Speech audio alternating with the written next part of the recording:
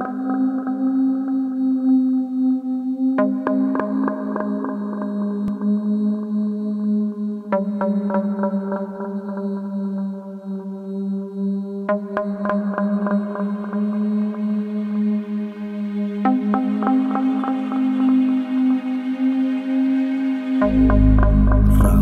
3 Februari 2001.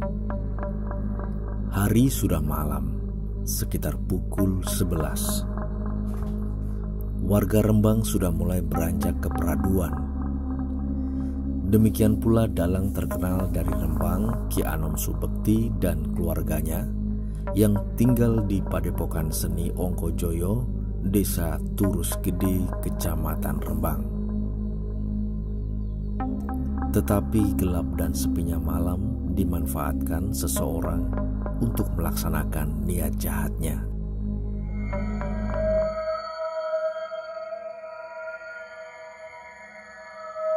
Namanya adalah Sumani, laki-laki berumur 44 tahun yang merupakan warga Desa Pragu, Kecamatan Sulang, Rembang.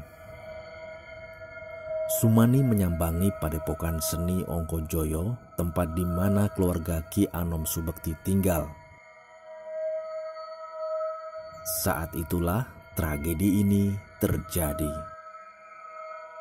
Entah apa yang merasuki Sumani, dia kemudian membunuh Anom Subekti dengan memukul laki-laki berusia 63 tahun itu menggunakan balok kayu penyangga gamelan sebanyak 3 kali. Anom Subekti pun tewas. Aksi Sumani dipergoki oleh anak Anom Subekti, yaitu Alfitri Saidatina, yang langsung meneriaki Sumani dengan kata, "Ada maling." Sumani makin kalap, memukul kepala Alfitri dengan balok sebanyak 3 kali. Alfitri langsung tumbang. Mendadak cucu Anom Subekti juga ikut terbangun. Namanya Galuh Lintang. Sama seperti nasib Alfitri, Sumani pun memukul Galuh 3 kali hingga anak itu meninggal. Mendengar ribut-ribut, istri Anom Subekti keluar dari kamar sebelah. Saat itulah Sumani menyergap. Wanita itu dipukuli dengan tangan kosong hingga pingsan. Tak puas, Sumani kemudian memukuli kembali dengan balok kayu hingga wanita itu meregang nyawa.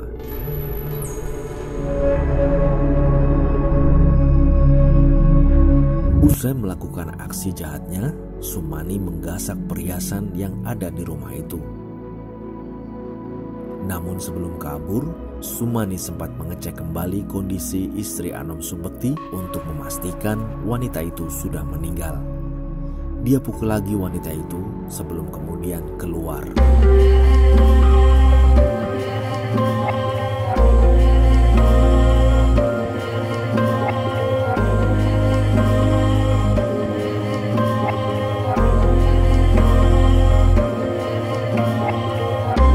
Kamis 4 Februari 2001. Kota kecil Rembang yang biasanya adem ayem geger. Pukul 6.45 pagi, mayat Ki Anom Subekti dan keluarganya ditemukan oleh asisten rumah tangganya. Kabar itu pun mengagetkan masyarakat Rembang yang tengah memulai aktivitas.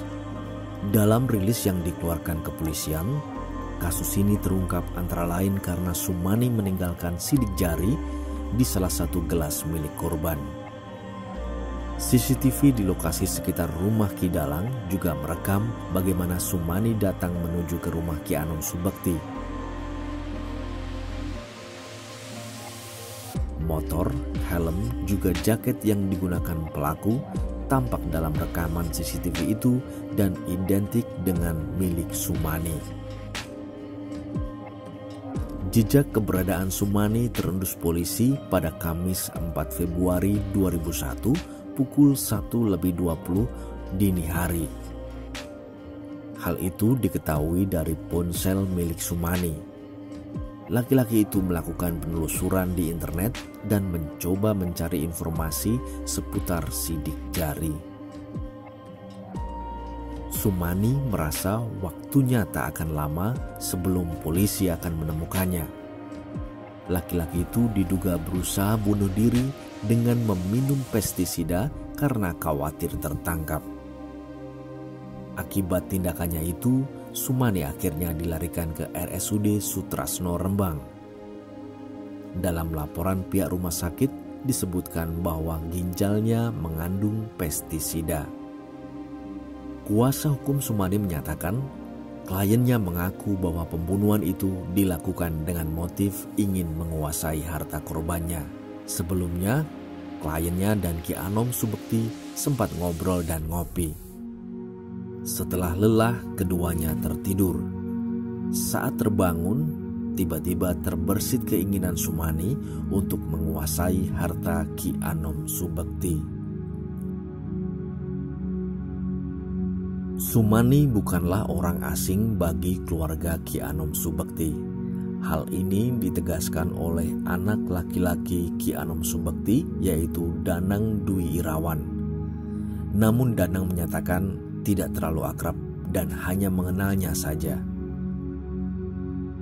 Danang berharap pembunuh keluarganya itu dihukum seberat-beratnya. Atas perbuatannya, Sumani terancam hukuman penjara seumur hidup hingga hukuman mati.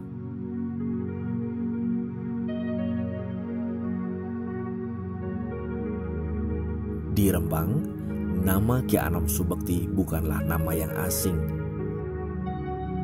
Seniman ini menjadi salah satu penasihat Persatuan Pedalangan Indonesia Rembang. Pemilik padepokan seni Ongkojoyo ini juga membuka lebar-lebar padepokannya untuk kegiatan seni budaya di Rembang. Tahun 1990-an, nama Anom Subekti sudah terkenal di Rembang.